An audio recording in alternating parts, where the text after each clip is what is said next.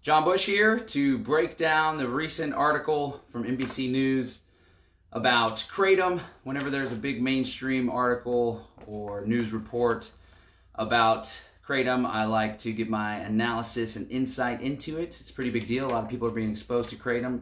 Unfortunately, as a kratom vendor, it's been an uphill battle. The FDA, the CDC, the pharmaceutical companies, they're all in cahoots, and they're putting out a lot of propaganda and misinformation about this amazing natural plant. But we are here to dispel that info and bring you the truth. And fortunately, this recent article was actually pretty objective. While they do reference some bogus claims on the FDA, which is ironic because the FDA is always giving people a hard time about making claims, but they themselves make some pretty bogus claims.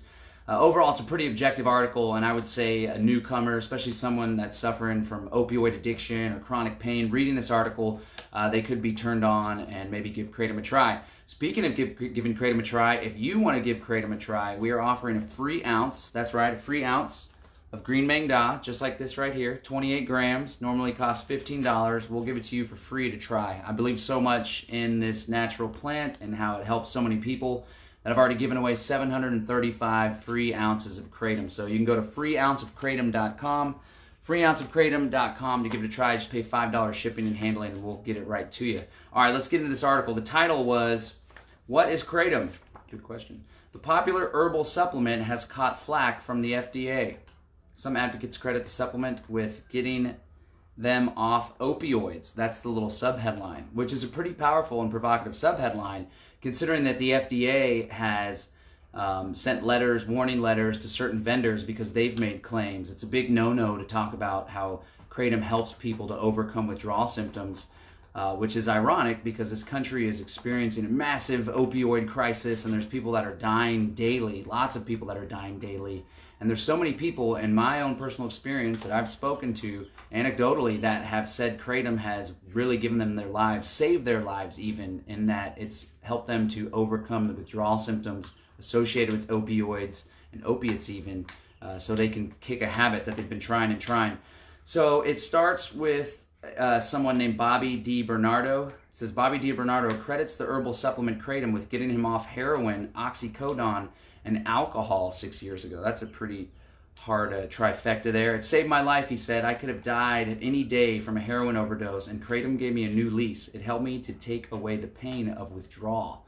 And again, as I was saying, a lot of people want to quit heroin, alcohol, opioids, Percocet, Oxycontin, and the withdrawal symptoms are so severe they just can't do it. And then, of course, the establishment has this routine where they put you on Suboxone, or they send you to these clinics, and then you're just taking more pharmaceuticals that you then get hooked on.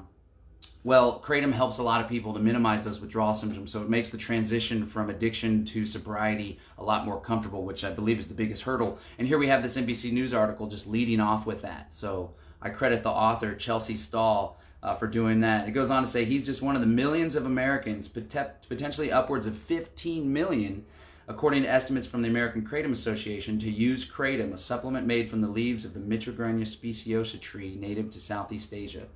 It's an evergreen tree. Kratom is made from the powderized leaves of the tree. They have a little paragraph on the history of it, which I appreciate. Then they get into, of course, the media, journalists are supposed to be objective, right? Present both sides of the story. So they get into the FDA's warnings.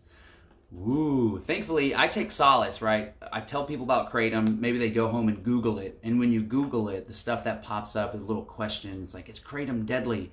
Will my liver get damaged from kratom? And then there's articles from the CDC when they put out their report, 91 kratom-related deaths, and somebody recently said kratom is a herbal heroin. That was the headline, a herbal heroin.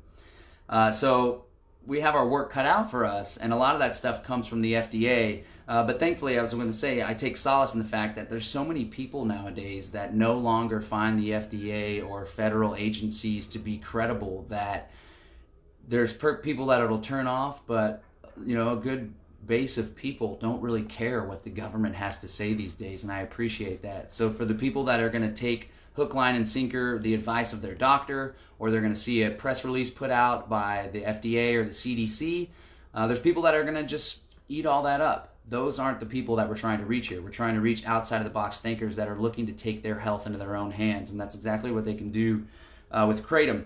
So we have issued, this is from the FDA, we have issued numerous warnings about the serious risks associated with the use of kratom, including warnings about the contamination of products with high rates of salmonella that put people using kratom at risk. Maybe you remember from last year, there was all these reports of salmonella outbreaks. And while, of course, that's something to be a cause of concern, we've tested our kratom previously for salmonella, and of course, there was none found. We never had any reports of that. But that's something that just happens in the lettuce industry and in products in general, right? And I have no reason to believe that it happened at a more alarming rate than any other product line or any other industry. So that's just something that's really important for users to take personal responsibility and acquire their kratom from reputable vendors. Despite our warnings, companies continue to sell this dangerous product and make deceptive medical claims that are not backed by science or reliable scientific evidence. A couple things on that front. In order to have something approved as a new dietary ingredient, an NDI, you have to go through these multi-million-dollar processes to have these rigorous tests that take place. And oftentimes, first of all, those tests aren't necessary in order for something to have a good use or in order for someone to feel safe with something. And second of all, what those tests create is a barrier to entry. The pharmaceutical companies work in conjunction with the FDA and other regulatory agencies in order to weed out competition. In my opinion, that's really what regulation is all about. The federal government isn't in the business of helping people or serving the consumers. They're in the business of protecting the market dominance of industry players. And you can see that take place with the revolving door when the regulatory agency is headed by a former board member or the former CEO of a pharmaceutical company. They're all looking out for one another. There have been companies that have tried to do the new dietary ingredient tests on kratom, but they got pushed out and shoved back because it wasn't rigorous enough. They didn't invest what they needed to do. So maybe that'll happen someday, but when that does happen, everything gets put on a halt. So I prefer what some would refer to as the wild, wild west. It's not that wild when you deal with reputable businesses. The market regulates itself. That would be my preference rather than the government get their grubby hands on it. They go on to share about 6 states that have made it illegal: Alabama, Arkansas, Indiana, Rhode Island, Vermont, and Wisconsin.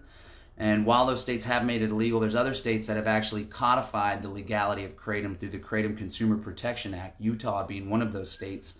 Also, some good insights. I think it was from Dr. McCurdy out of Florida that does a lot of really good work with kratom.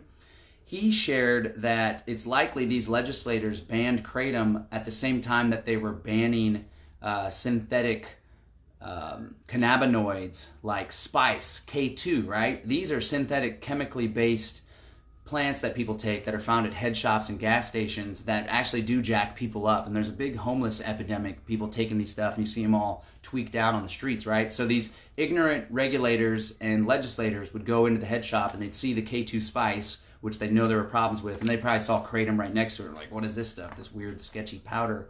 Let's go ahead and ban this too. So I suspect that's what happened in those states as well. I do believe, however, at the federal level, the federal government, when they tried to ban kratom in 2016 through the DEA, it's more likely that at those levels there was some nefarious big pharma stepping in, encouraging the federal government to put the clamp down on kratom because it is in fact competing with their bottom line. The article goes on to share another kratom user named Lois Gilpin, 58, of Louisville, Kentucky, that's been mixing kratom powder into her orange juice for about 2 or 3 times a day for 4 years and says it relieves chronic pain in her left leg and back so well that she can now get out of bed and enjoy her family again. There's this awesome story from one of my customers based in California. Is an older woman who had 4 grandchildren, and she would take care of her grandchildren. She was addicted to Percocet from an accident that she was in a while back, and she tried to quit it, but she wasn't able to. Well, she learned of kratom. She ordered kratom from us, and within 4 days, she was completely off of the opioids, and she was able to keep up with her grandchildren again. And stories like that that motivate me, even though it's a really difficult industry, and sometimes I feel like I have a sail behind my back, and I'm like running uphill. It's stories like that. I see the positive benefits, and I see how this plant helps people. So I'm in it for the long haul. And again, shout out to NBC News for sharing this. Is kratom really all it's cracked up to be, or is more caution needed? They talk about this survey of 8,000 kratom users conducted by the American Kratom Association. People primarily use the product for relieving pain or treating mood disorders such as depression and anxiety. And in my business, I've found that customers use kratom for chronic pain, stress and anxiety, energy and focus, and overcoming opioid dependency. Those 4 categories of what I've found, and it sounds like the survey results reflect that as well. Now, the FDA says to date, we don't really have any clinical studies, rigorous studies like we do for drugs that the FDA requires before a drug is approved to enter the market. And again, you have this class of people, this group of people that feels unless the FDA's approved it, or unless my doctor has recommended it, I better stay away from it. That's probably a pretty significant portion of the American population. But again, as I spoke of earlier, there is a really large and growing number of people that are thinking for themselves, that are trusting their intuition, that are getting their advice from friends, from people they trust, from websites like Dr. Mercola, right? I think Dr. Mercola recently was like messed up with on Google and social media. He's somebody that I think bridges the mainstream and the alternative medicine really well. My pops was a big fan of him early on. My dad's like full-blown down the rabbit hole now, which is awesome. But early on, I would be telling him about colloidal silver, and he was all skeptical, it's going to turn me blue. But then Mercola would have an article about it, and he's like, oh, maybe I'll give this a try. So shout out to Dr. Joseph Mercola. But again, there's more and more people that just aren't buying the BS from the medical industrial complex. They're thinking for themselves, and those are the type of people that we're hoping will give kratom a try if they're in need. Then they have a headline, is kratom safe? Well, that depends on whom you ask. The FDA has issued a strong warning against kratom use. FDA is concerned that kratom, which affects the same opioid brain receptors as morphine, appears to have properties that expose users to risks of addiction, abuse, and dependence. Now, let's break that down for a sec. There's a lot of people that when the FDA put out some release that said kratom is an opioid and it's dangerous, oh no, and then all the mainstream media just touted that and regurgitated that, right? Well, Dr. Christopher McCurdy with the University of Florida Pharmacology Department, he does awesome research on kratom.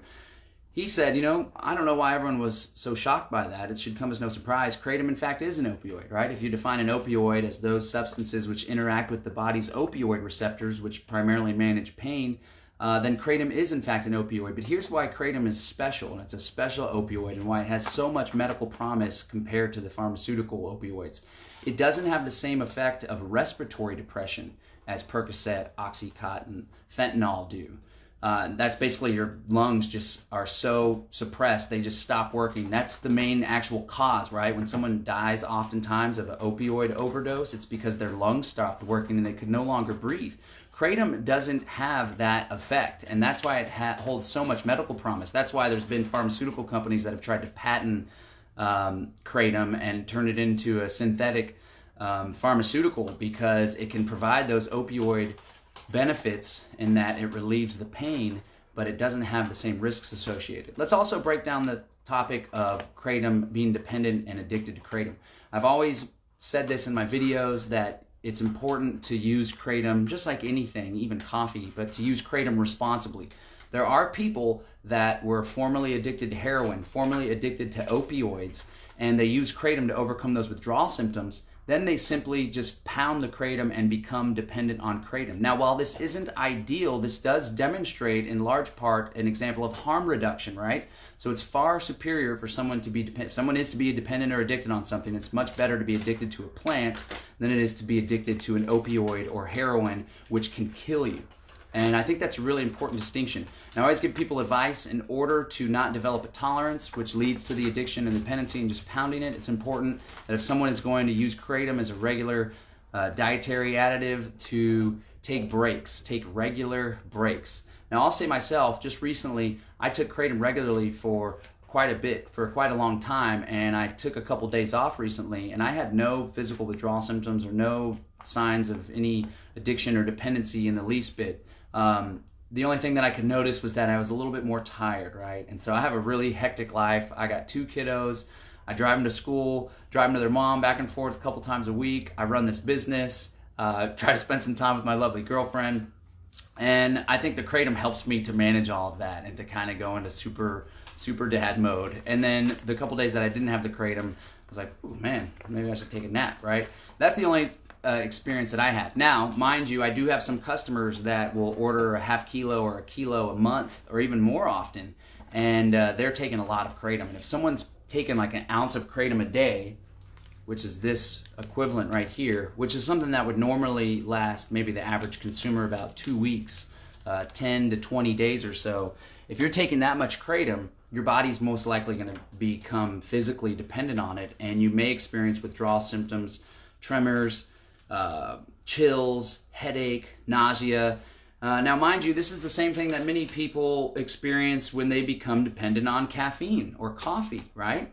There's someone that was close to me. She would have caffeine and coffee every single morning, and then on the mornings that she didn't have it, she would develop a major migraine, right? So you just have to use kratom responsibly. And again, for those people that were formerly dependent on heroin, for example, and they just simply become dependent on kratom, one of the things that we offer is the Brave New You Recovery Support Group and the Brave New You Self-Improvement Group, because it's my belief, as well as the belief of many experts in the field, that people become addicted because they experience childhood trauma or trauma in their lives, and it's really difficult for them to face those traumas, and so they take substances that will numb the pain.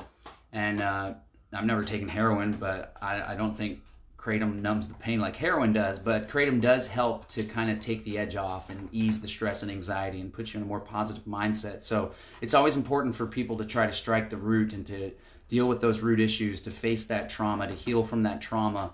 And we do offer some support groups, Brave New You Recovery Support Group for those that are struggling with addiction, and Brave New You Self-Improvement Group, just general finding more balance and peace and harmony in life. We're trying to take a holistic approach, not just offering kratom to people, which oftentimes is a surface level solution, but really to strike the root to help people to get their lives back. And then they share, I should have said earlier, even though this article is pretty objective, right off the bat, they have a related story. FDA declares popular alt medicine kratom to be a deadly opioid.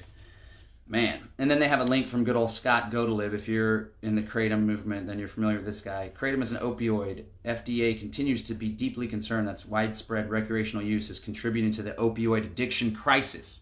Now that right there is ironic, and that's doublethink. Kratom is helping to overcome the opioid crisis and helping people to get off of opioids. It's not contributing to the opioid crisis. I will say, if someone was addicted hardcore to heroin or opioids and they quit and they don't take any other substances and they're clean, then it might not be a good idea to try kratom. Because if you take some powerful kratom, some potent stuff at a larger amount, you could have that warmth that is associated with taking opioids. And then that could be like, wow, that feeling again. I want to chase that feeling. And then you start pounding more kratom. And then you develop a tolerance to kratom. And you're like, oh, I'm not getting that feeling that I used to get. So now I'm going to go back to the Vicodin or Percocet or whatever. So that being said, if someone was formerly addicted, they quit completely, then maybe don't even pick the kratom up to try. However, if someone is currently addicted, they can't quit because the withdrawal symptoms are too strong, then kratom may be something that could help. The FDA goes on to say there's no approved uses. Nobody cares, FDA, if you haven't approved anything. People are still taking it and finding major benefit from it as well. The article does say in 2016 the DEA went as far as temporary listing kratom as a Schedule I substance. That never happened. They were trying to add it, emergency schedule it, adding it to Schedule I, which would have made it a federal felony, but they never were able to do that. Let's see. We hear from a doctor, Dr. Paul Early, an addiction medicine specialist in Atlanta and president of the American Society of Addiction Medicine, said that he treats patients dependent on kratom, including a recent patient who was in recovery from opioid abuse when he switched to kratom thinking it was safe. That patient later had to be hospitalized for kratom dependence.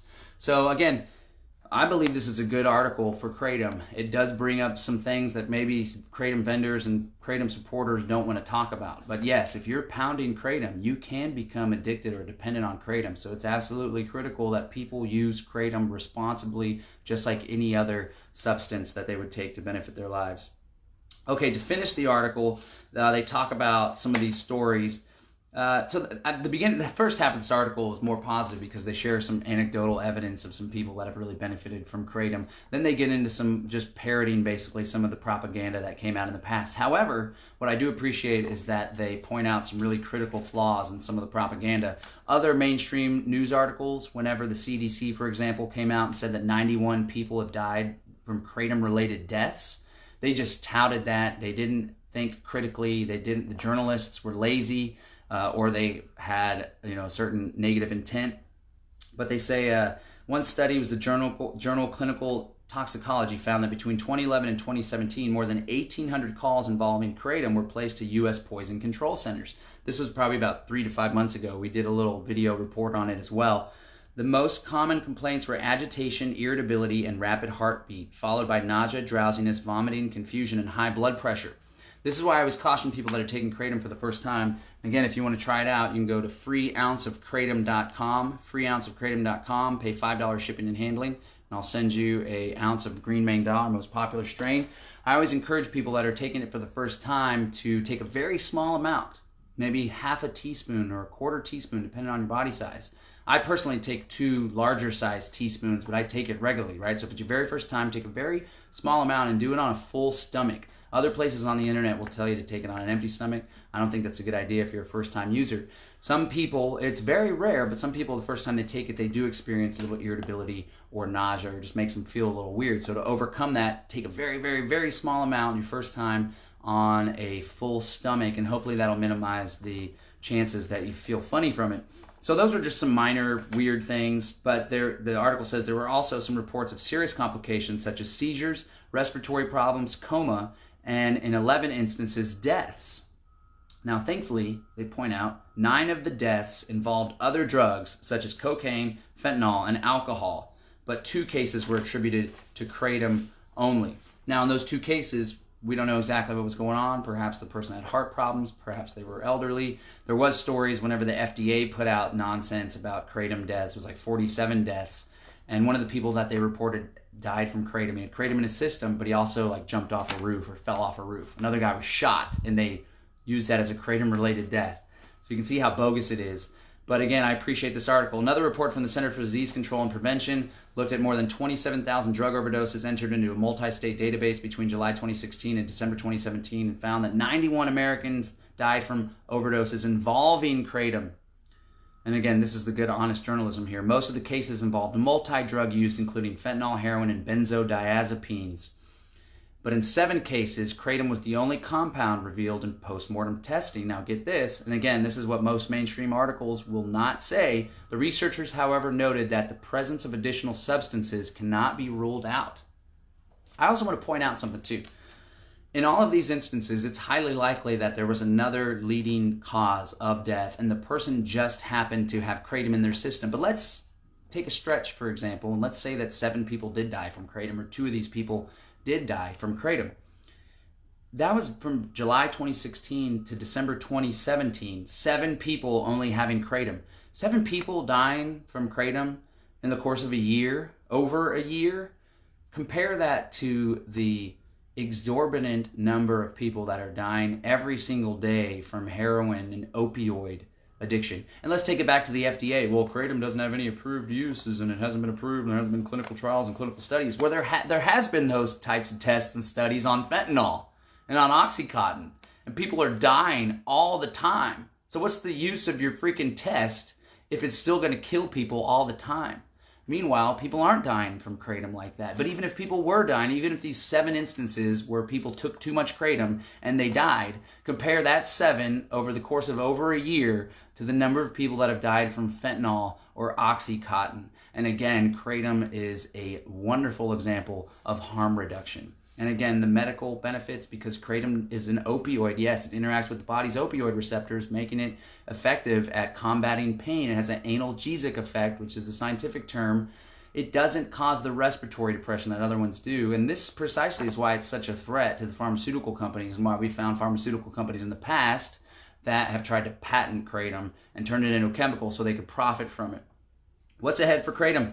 While some health professionals support a kratom ban, others say regulation would be a better route. And then we have someone named Dr. Peter Grinspoon, a primary care doctor and instructor at Harvard Medical School, saying banning kratom would leave many chronic pain sufferers without an option they may be relying on if they want to avoid prescription opioids or cannot get them from their physician. And that's precisely true. If kratom were to be banned at the local, state, or even federal level, a lot of people would go back to the prescription pain medicine. A lot of people would find themselves down the slippery slope back to heroin. It would be a major instance of harm increasing big time rather than harm reduction, which kratom has provided.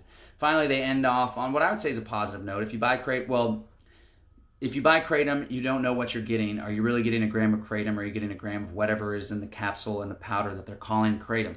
Again, this is where personal responsibility comes in. I personally am not a fan of any government regulation in any sector. I'm a libertarian and anarchist. I don't trust the government. I see that the government serves to benefit those industry leaders that are in a position of power. They want to maintain those positions and weed out competition, right?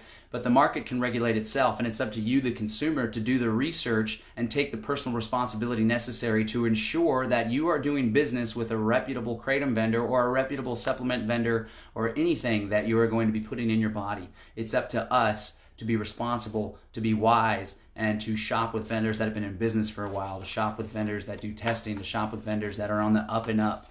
And here at Brave Botanicals, we aim to do just that, and we have a very clean track record with our kratom that we supply to people. So this was the article. Again, I think it was a pretty favorable article. You can read through it there if you'd like. I linked to it below. And it's rare that we have someone that is objective, like our good friend Chelsea Stahl at NBC News. So we want to shout out Chelsea Stahl for putting out this awesome article, and we can only hope that people that are in chronic pain, people that are struggling with opioid addiction, people that are too stressed and anxious to lead a normal life will take that leap. We'll ignore what the CDC and FDA says. We'll ignore what the Google search turns up, and we'll take a leap of faith, or a leaf of faith, I should say, and give kratom a try. And if you're one of those people that struggles from chronic pain, stress and anxiety, dependency on opioids or opiates, or you're lethargic, you need some energy, you can try a free ounce of kratom by going to freeounceofkratom.com. Simply pay $5 shipping and handling, and I'll hook you up with a $15 free ounce of green Mangda. I want to thank you for whoever tuned in to our stream here, and may the kratom be with you. Stay positive, stay healthy, everybody.